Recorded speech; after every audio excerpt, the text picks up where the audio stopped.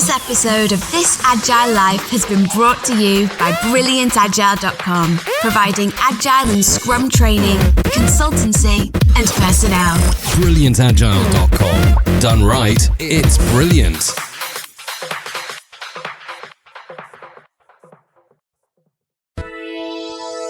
Released on Sunday, November 16th, 2014, This Agile Life, Episode 66, Standups. Our sponsor tonight is CodeShip. CodeShip is continuous delivery made simple. Try CodeShip for free. Setup only takes 3 minutes at codeship.io.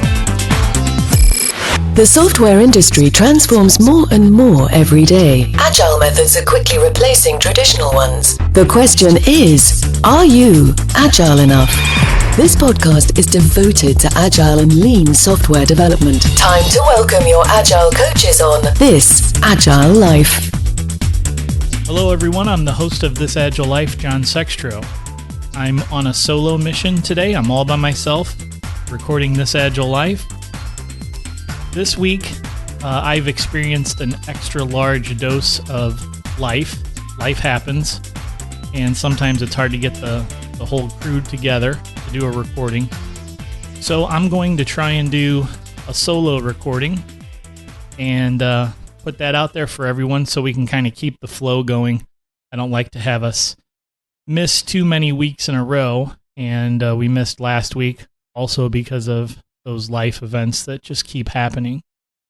So I want to try and put this one out there and keep the mojo, get the mojo rolling again. I also want to let everybody know that I've recently sent out another round of emails to some of our listeners. As many of you maybe already know, hopefully already know, I've started a campaign where I'm trying to get to know more about you personally. If you've signed yourself up for our email list on thisagilelife.com, then I'm going through that list and I will eventually get to you. And I contacted another 11 people this week. I only heard back from one. Thanks, Rob Park, for emailing back and believing that it was actually me sending out those emails and not some robot somewhere. So please look out for those emails. I really do want to learn more about you and what you're doing, and get in touch with people and make a personal connection. Okay, today in this podcast episode, I'm going to talk more about stand-up meetings. I don't think in all the time we've done This Agile Life for more than 2 years now, since back in mid-2012, I don't think we've talked very much at all about stand-ups on This Agile Life. So I wanted to take a moment today while I'm by myself and share some information about running an effective stand-up meeting. Nearly everyone runs stand-ups. Even teams that aren't really agile and are trying to become agile, they often run stand-up meetings. And I've seen some pretty poorly run stand-up meetings, so I wanted to share some information and ideas, go over the mechanics of stand-up meetings, go over what makes a stand-up meeting effective, and share that information here today on This Agile Life. I want to start by reviewing the purpose of the stand-up meeting. The stand-up meeting is not about reporting status to management. The stand-up meeting is all about communicating as a team and then sharing your commitments in front of your teammates, making sure that everyone is clear about what we're planning to accomplish today, if the team has any roadblocks, and what we accomplished the previous day, so that everyone is on the same page near the start of your day, near the beginning of your work day, and is everyone stepping off on the same foot with the same cadence, marching towards similar direction, marching towards the goals for the project. So that's our purpose. I think a lot of people in areas have different understandings of what the stand-up is supposed to be. Sometimes management has a different understanding. The individuals on the team have also their own understanding of how it's supposed to go. You as a contributor on the team might have a different understanding. You as the coach on the team might have a different understanding. I believe it's very important for the team that you all have a shared understanding of what you're going to accomplish during your stand-ups, what the purpose of your stand-up is, and also the mechanics of how to run the stand-up. So it may even be worthwhile for you to take some time with your team to come up with some team norms or some team rules for running the stand-up and for how the stand-up will be executed going forward. And I'm going to offer some advice and information on that throughout the rest of this podcast so that as you see fit, you can include this into your daily stand-up routine. Make sure that everyone is clear on the purpose for conducting the stand-up meeting. We don't want people to overload that, overuse it, and we certainly don't want people to simply assume that everyone else understands the purpose. Now that we understand a little bit more about the purpose and can articulate that to the rest of our team, let's dive into the mechanics of the stand-up meeting. It should go without saying, but everyone stands up. Everyone. Of course, unless you have some sort of an injury or medical condition that would prevent you from doing so, everyone should be expected to stand. I've heard from people that there are often attendees, usually managers, that like to sit during the meeting. They like to come in and somehow assert themselves by sitting, as if this says, I'm the boss and I can sit while you all stand. So, without exception, everyone stands, of course, unless there's a very good reason not to stand. The other thing that I recommend is that you congregate around your work board, around your Scrum board, around your Kanban board. Maybe you have it as a series of cards on a tack-up board. Maybe you have a television that you stand up around that is projecting the image of your electronic board, or you have a projector projecting an image of your board. Whatever it is, it's good to stand around the board when you do your stand-up because it's a reminder to everyone of what you're working on and what you need to accomplish.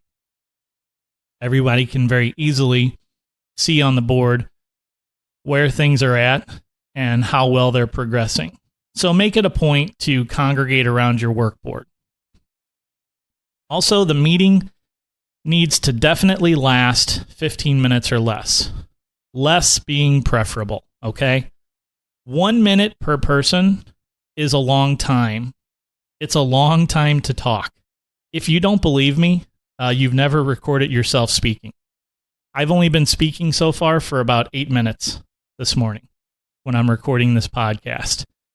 If you don't think 1 minute is a long time to talk, pick a topic, stand up, and start talking about it and time yourself.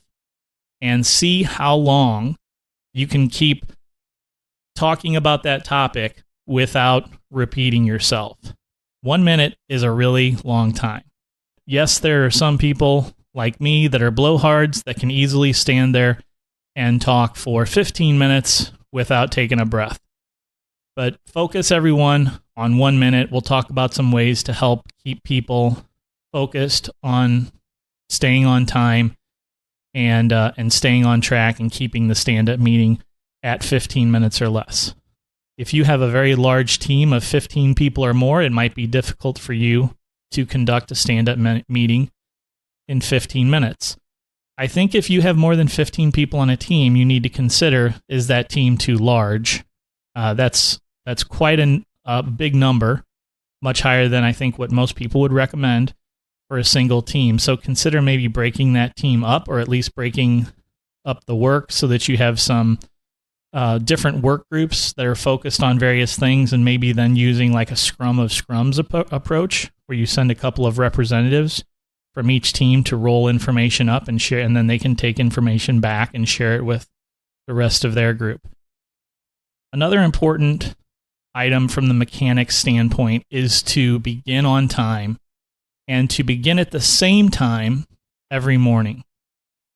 beginning on time and beginning at the same time every morning really sets a precedent with people that you're focused on using their time effectively for the stand-up meeting.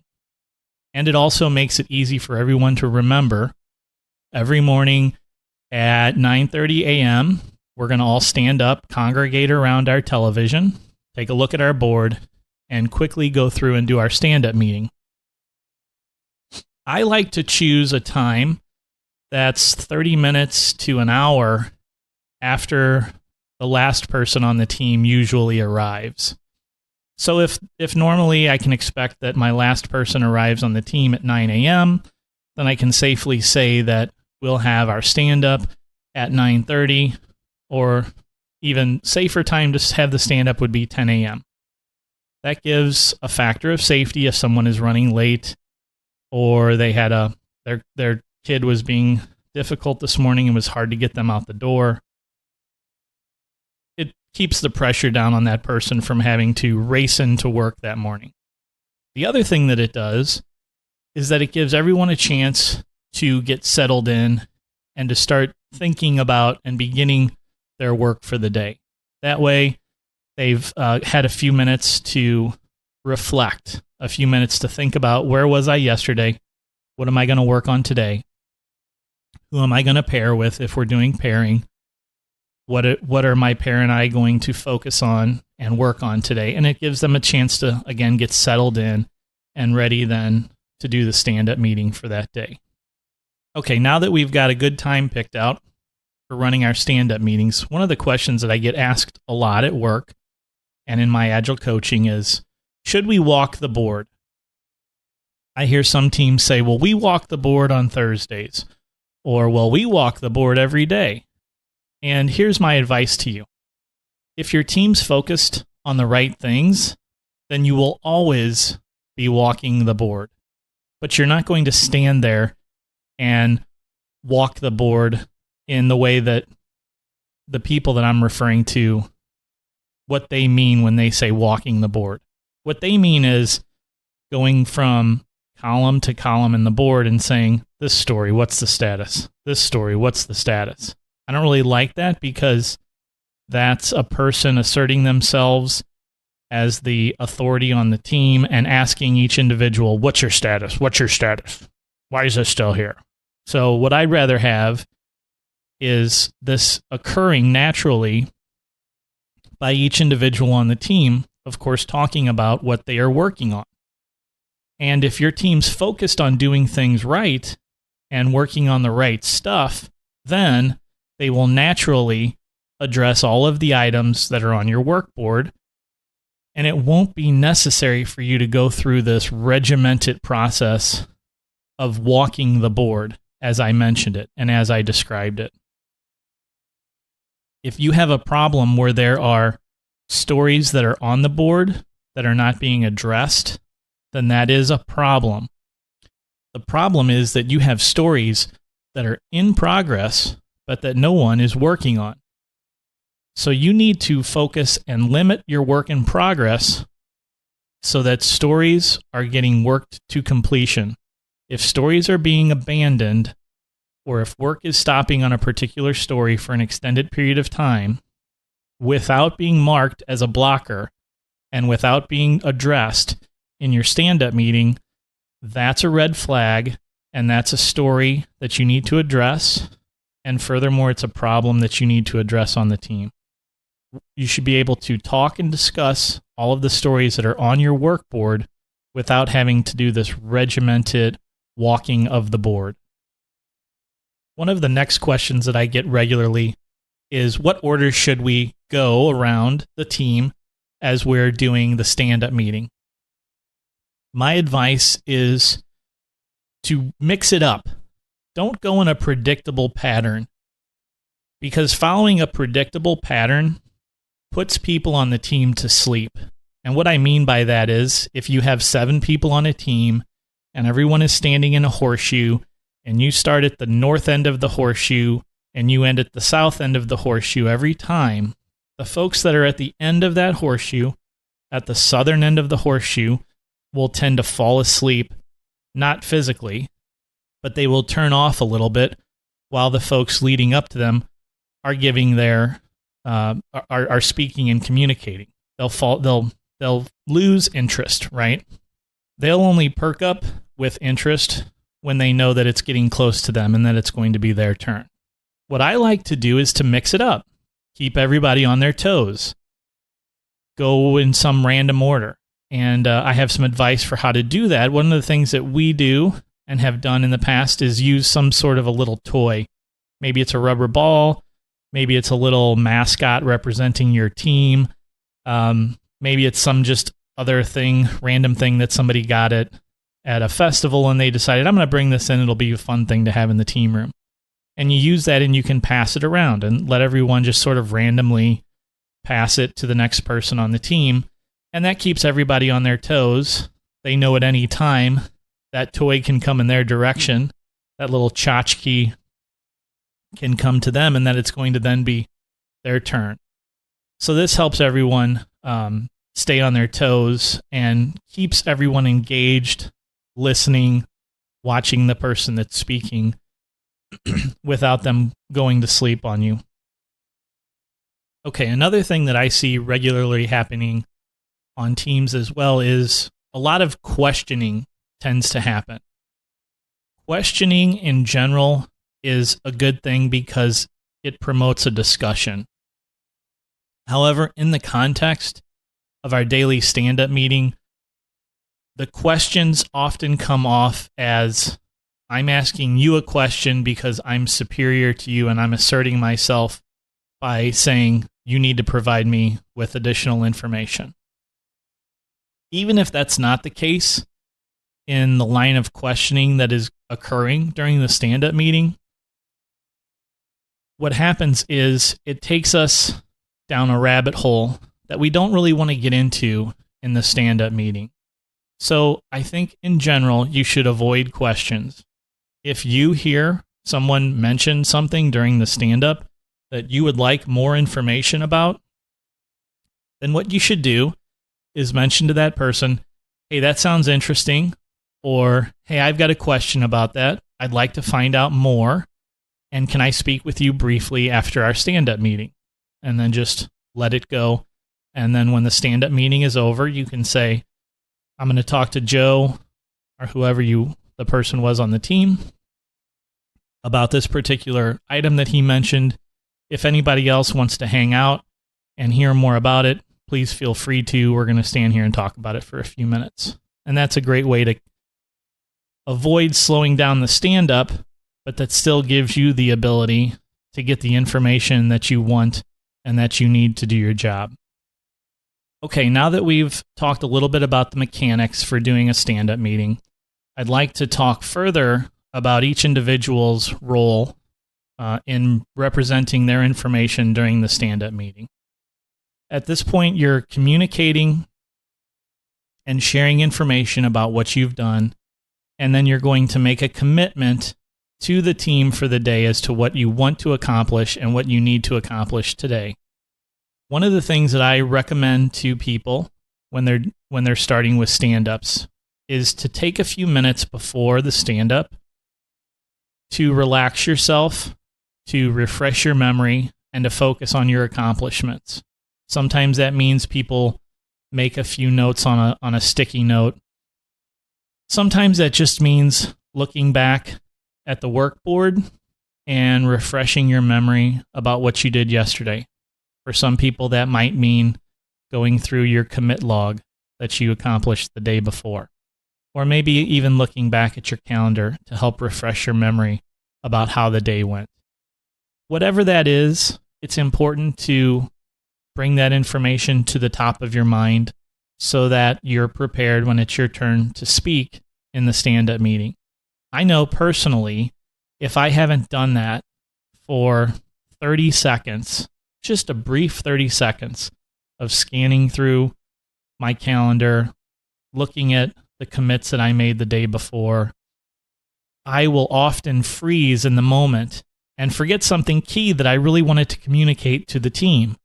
So do this as a favor to yourself. Just take 30 seconds, refresh your memory right before the stand-up begins. And then when we're going around, most people typically will ask you to answer 3 questions. The way I like to do them, the way I provide mine is, here's what I did yesterday. Here are the things that I accomplished. Here's what I'm committing to accomplish today and how I'm going to go about that. And if I have any blockers, then I wrap up with what my blockers are and what we need to do to clear those blockers. The other thing that I think is important and that I'll mention here is that if you're going to be out of the office or maybe you're going to be away from the project for a period of time, maybe you have to go help another project for a while, or you have a doctor's appointment tomorrow afternoon, whatever that is, I think that's also worth briefly mentioning to the team. It's important information about your availability, and it keys in on how you will be able to accomplish or maybe not able to accomplish some of the things that the team would hope that you'd be able to accomplish that day. Okay, when you're giving your accomplishments, there's a couple of key pieces of information that I think are critical for considering what is an accomplishment. Let me start off with one thing that is not an accomplishment. Attending a meeting is not an accomplishment. That's akin to someone saying, I sat in front of my computer for 4 hours yesterday. That's also not an accomplishment. You need to share what are the things that were accomplished via that meeting and via your attendance and or participation in that meeting. Now, I know what you're saying. We all have those meetings that we have to go to. Management requires it. It's a compliance thing. I have to go to this meeting. Those are things that we all deal with in life. They're things that we have to do that don't provide us with a high level of value. But don't mention those things. We don't care if you had to go to some meeting that had nothing to do with the project, that your manager required you to attend, that bears no weight and has no information valuable to the project. So don't bring it up, don't mention it. What you should focus on are the meetings and the accomplishments that come out of the meetings that are valuable to the project. If you attended a meeting, what was your part in the meeting? And what was the accomplishment that is worth sharing as an accomplishment for yourself for the previous day? If you can't think of an accomplishment for the meeting that you attended, then you need to consider, why did I attend that meeting? And should I attend meetings like that in the future? One of the exercises that I like to use as I'm determining throughout the day whether or not meetings are important for me to attend is to do a little time travel in my mind where I say to myself, what is this meeting about? Hopefully the meeting has an agenda, so I have a pretty good idea about what is going to be discussed and accomplished during that meeting. And then I can decide, is my participation in this meeting and the accomplishments that will occur in this meeting valuable enough that I can mention it at tomorrow's stand-up meeting? And if it's not, then I have to really consider, is it worth my attending the meeting? And if it's not, I'll skip it. And I'll do something that's more valuable to my team, to the project. That's much more valuable for the project, for the company, and for the team than for me to attend a meeting that I've been invited to where I'll sit there for an hour or longer and not provide any value to anyone. So think hard about meetings and try to pare them down as much as possible. I hate all meetings, even ones that do have accomplishments. I wish I lived in a world where we could somehow find a way to end all meetings and just give people the responsibility and the power to make the decisions they need to make to move forward on the jobs that they need to do without having to convene a group of people. So that's my rant on meetings. And what I wanted to just make very clear is that we need to focus ourselves on accomplishments and not activities. And if every day you focus on accomplishments and not activities, you will find that you're one of the more productive members of the team, and that will be good for you, and that will be good for the team. Focus on accomplishments. There's always going to be times when something happens and you weren't able to accomplish what you committed to accomplish the day before. What do you do then? What you should do is be honest. Tell the team that I was unable to accomplish what I committed to yesterday, and explain if there were extenuating circumstances, why that was. And then for that day, redouble your commitment to the team and say, today I'm going to complete what I was unable to accomplish yesterday. You have to be careful. You don't want this to occur. You don't want this to become a pattern. If it does become a pattern, you're going to need to figure out, why are you unable to accomplish what you're committing to? Maybe the story is larger than you initially anticipated when you began. If that's the case, it's worth having a discussion with the team about that story and discussing ways to break it down into smaller pieces so that you can get an accomplishment under your belt and maybe get some help with some of the other work that needs to be done to accomplish that story. When it comes time for you to make your commitment, this is maybe the most important part of the stand-up meeting from the team's perspective and from your perspective as well. You're standing there in front of your peers and your team, and you're telling your team, hey team, listen, we're on an important project, and today my commitment to the team is to advance this project by doing this and detailing what it is you're going to do.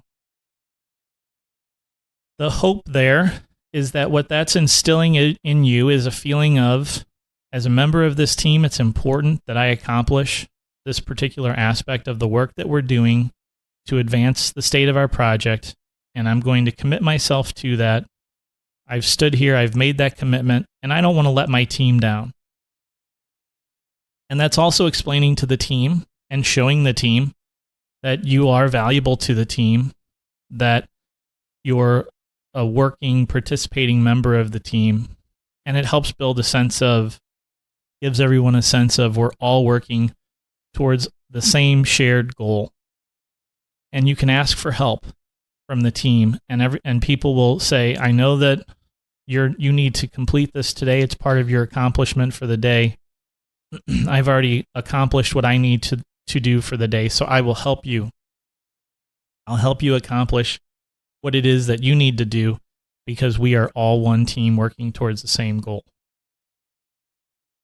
So here are some examples of how you might make your commitment in front of your team at your stand-up meeting. You may say something like, today I will complete the story that I pulled last evening. Or today I will assist with the grooming of the backlog.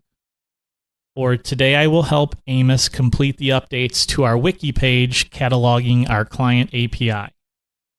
Or today Craig and I are going to pair on the story that Craig pulled yesterday while working with Lee, in hopes to complete that story today. These are things that are commitments. They do involve activities. They involve working on certain aspects of the project, grooming of the backlog, updating the wiki. Those are activities, but there's an accomplishment there. There's the fact that at the end of that, the backlog will be better groomed, that the wiki will be updated.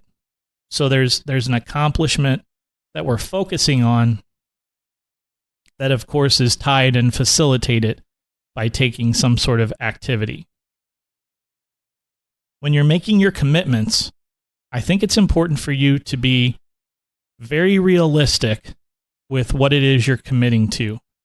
You don't want to regularly overcommit yourself in a way that requires you to then the next day explain, here's why I was unable to complete what it was that I committed to.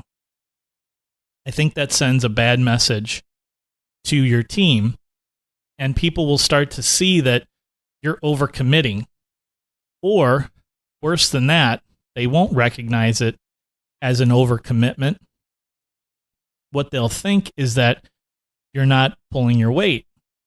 So you maybe even want to be a little bit pessimistic, or at the very least, very realistic in what you can accomplish that day. And if you accomplish more, that's great. You take credit for that at the next day's stand-up. When you give your accomplishments, you can be clear and say, I accomplished what I committed to and was also able to make and provide even more value to the team by accomplishing this or beginning work on this. That's how you build a pattern of success. And then that makes you feel good because you've set a goal, you've met the goal. If you keep setting goals that are unrealistic, that makes you feel bad because you don't accomplish those goals. There's a lot more to be said for setting attainable goals on a daily basis and then accomplishing them than trying to overcommit to perform a miracle. Be realistic with yourself. Okay, we've covered yesterday's accomplishments, today's commitments, and what's left is if you have any blockers. There's a couple of key pieces of information that you want to share regarding a blocker. First, what is it? And what is it blocking? Maybe you have a story that's blocked because you're waiting on getting a new user ID and password to connect to this external service. Okay, now I know why it's blocked, what's blocking it. You need the user ID. And you can say it's, this story is blocked by this. The next thing we need to know is who can help clear the block, because then maybe someone can help expedite the process for getting that blocker cleared. Usually on the team, you might have a scrum master or someone who can intervene and help remove blockers. So make it clear as to who can help you remove that block. And if you don't know what the next action is to help remove that blocker, it's important to mention that this is blocked. I don't know how to get it unblocked, and then ask for help. Ask to talk more about the blocker at the end of the meeting so that you can get some help. The team can come together and help figure out how do we remove the blocker? What can we do? What needs to happen? Who do we need to get involved? Always escalate as soon as you have blockers. Don't necessarily wait until the stand-up meeting to bring up blockers. If you have a blocker near the middle or the end of your day, it's a good idea to bring that up to the team as soon as possible, rather than just waiting to bring it up at the stand-up meeting the next day. Now you'll be able to more effectively participate and conduct a stand-up meeting on your team. Hey guys, here's an idea. Why not check out our sponsor, CodeShip? CodeShip is so simple to use. You can get your project set up and building on CodeShip in as little as 3 minutes. If you're not using CodeShip, then you're spending more time on continuous delivery than necessary. Our good friends at CodeShip won't even ask you for a credit card to get you started. I know, I've done it. What are you waiting for? Maybe you're worried that you'll run into a problem or you'll have trouble getting started. Fear not. If you need help getting started, you'll find all the help you need on the CodeShip blog at blog.codeship.io. Plus, their blog has tons of interesting and helpful posts and videos to help you elevate your continuous delivery. If all else fails, the good people at CodeShip are easy to reach, and they are always happy to help. Few things in life are easy, but this is one of them. Let CodeShip make continuous delivery simple for you. Go and visit codeship.io/thisagilelife and use the offer code thisagilelife when you sign up, and you'll receive a 20% discount for 3 months on any paid plan. Thanks to CodeShip for sponsoring This Agile Life. ThisAgileLife.com What I'd like to do next with you is share some pro tips, what I call pro tips, some things that I have learned and I'm using now on my teams to make the stand-up meetings even more effective and maybe even a little more fun for everyone. One of the things that I like to do is rotate the responsibility for who will kick off the stand-up meeting. This plays back into the whole team approach, and it makes the team better with self-organization. This is one particular case where the team can very easily self-organize themselves. They don't need a scrum master or an agile coach to be there every morning at 10 a.m. to say, team, let's do our stand-up. Anybody can do that. You should make it clear to everyone on the team that anyone can do that. Tell everyone, hey guys, hey team, when it's time to do our stand-up, whoever recognizes that it's time, let's get us going. Please take the lead. Maybe you even rotate the responsibility on your team.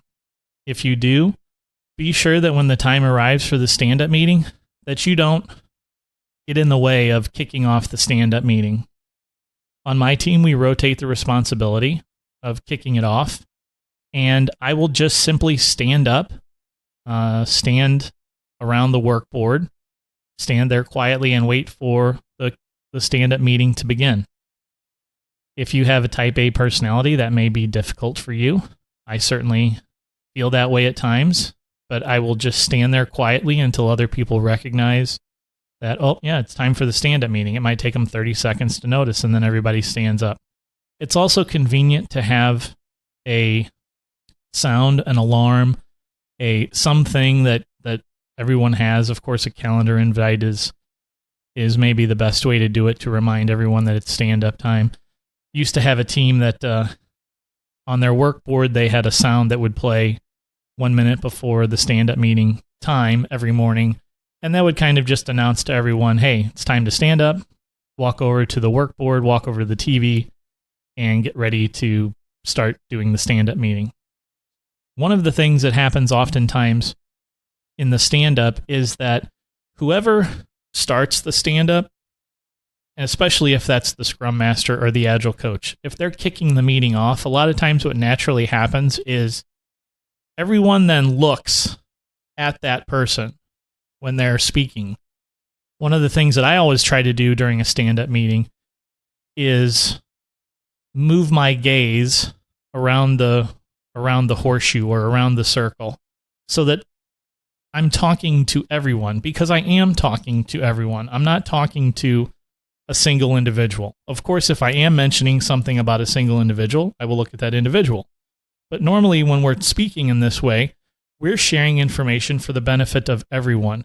And looking at one individual conveys the notion that that individual is the most important person on the team and the person that I am reporting a status to, and that's not what we're doing.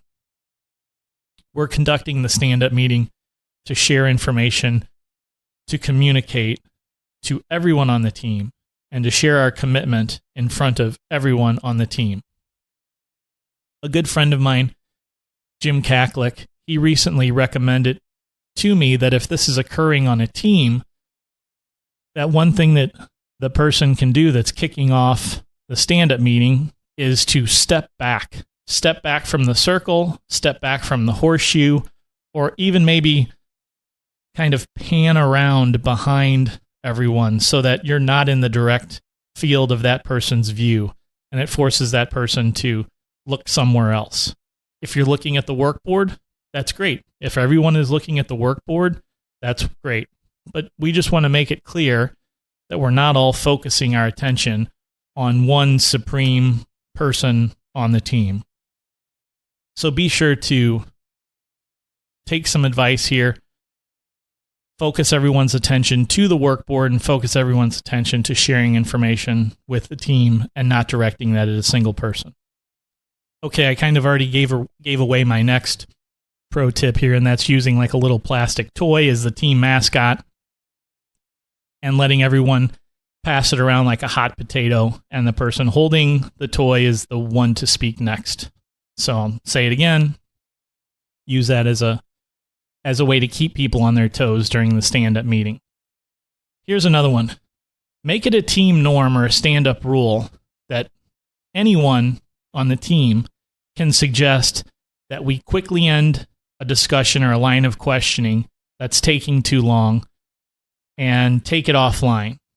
Or a better way to say that maybe is, hey, let's discuss this further after the stand-up.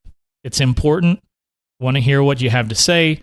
We want to give you answers to the questions that you have, but we need to stay focused during the stand-up. Let's move this to after the stand-up. In the stand-up, we want to prefer speed to verboseness. So any additional communication, sharing of information that needs to occur, let's focus on taking that to some point in time immediately after the stand-up. And it's a fine line. What's too much? What's the right amount? You guys will have to decide for yourselves. But again, you want to focus on keeping your stand-up to less than 15 minutes. When you do suggest that a particular discussion topic be discussed further after the stand-up, you want to make sure that you invite anyone else to participate in that conversation. Anyone else that was in the stand-up, even not in the stand-up, is invited to stick around, listen in, and participate in that conversation. Okay, if you have people that are arriving late for a stand-up meeting, that's maybe one of the most common complaints I get from teams today is, Bob's always late to our stand-up, or Sally is always late to the stand-up. I have a simple thing that I've seen teams use. This is not my idea.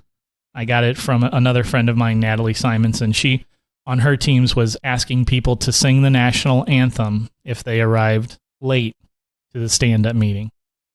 So, unless you have a team full of aspiring rock stars or aspiring singers, most people are going to want to get to the stand-up meeting on time. They're not going to want to have to stand there and sing the national anthem for everyone. Here's another tip. Be wary of people providing the same update day after day. You should look for these patterns as a coach, as a member of the team. It's everyone's responsibility to look for these patterns. Those patterns of the same update day after day are indicative that there's a problem. There may be a blocker. The story may be too big. Whatever it is, there's something wrong. And the team needs to address it. The team needs to address it. I'm not saying that the coach needs to address it or that the scrum master needs to address it. Leveraging self-organization, leveraging the whole team approach, it's the team's responsibility to assess this and to address it. Keep your ears open for it, and if you notice it, bring it up. If you notice that there's an update that's happening day after day, bring it up in the stand-up, say, that's come up a couple of times in a row now. I think after the meeting today, we should spend a few minutes talking about what's going on with that story, why it's taken so long, and what we as a team can do to advance it. Here's my last tip for you. If you're having problems with people not paying attention during the stand-up, or even if you're not having problems with that, you can use this. I changed my mind. You can use this no matter what. So here's what it is. At the end of each stand-up meeting, ask a random person to summarize the team's accomplishments and commitments for that day, and just write them down briefly on a 3x5 card. I'm sure you have a bunch of those around, and stick it up near your workboard. On my team, we currently have a stack of these cards that we've collected from the days of doing this, day after day after day, of summarizing what we're going to accomplish and what we accomplished the day before. of course, everyone on the team knows that someone at the end of the stand-up is going to have to do this. So everyone is very engaged. Everyone is very focused on participating and listening and hearing what everyone else on the team has to say and is going to communicate today about the project. I think that's a good one. Some people may see it as extreme overkill, but it's a fun thing to do, and it's fun to look at those the next day and see how well did we do, how well as a team did we do to accomplish this, not just from my perspective as a coach or scrum master, but just as a participant on the team to keep track of, oh, look, over the past couple of days, look at all the great stuff that we've accomplished. If you have to somehow roll any of this information up to management, these are great as well, because you can go back into them and pull out some really key accomplishments that the team has done, and then share those in your rolled up summary to management or to leadership.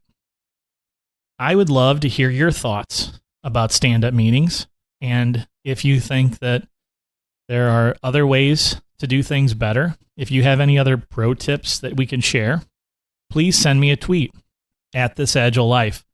We'd love to hear them and discuss them more with you on Twitter, and share that information with our community. This week's hottest picks. Okay, this is the point in the show where we normally provide our picks. But since it's just me, I thought it would be kind of boring if I just give a pick. So instead, what I was hoping we could do is ask you to share a pick with us. Go out to Twitter, send us a tweet at This Agile Life, and use the hashtag pick, and tell us what you'd like to share with the community as a pick. And I'll be sure to retweet your tweet so that everyone who follows This Agile Life has the chance to benefit from your pick. All right, that's all the time we have today. Remember to check out thisagilelife.com and to sign up out there for our email list, where we'll immediately send you our top 10 Agile resources that we've found useful. And then that will help me connect with you one-on-one via email down the road. You can send us email. You can send email to the show by sending an email to John at thisagilelife.com. And you can go out to thisagilelife.com to find our show notes and all of our past episodes. Thanks for listening, and keep living this Agile life. This Agile Life is brought to you by a community of Agile developers and coaches aspiring to spread the word about this groundbreaking approach to software development. Join us at thisagilelife.com/community.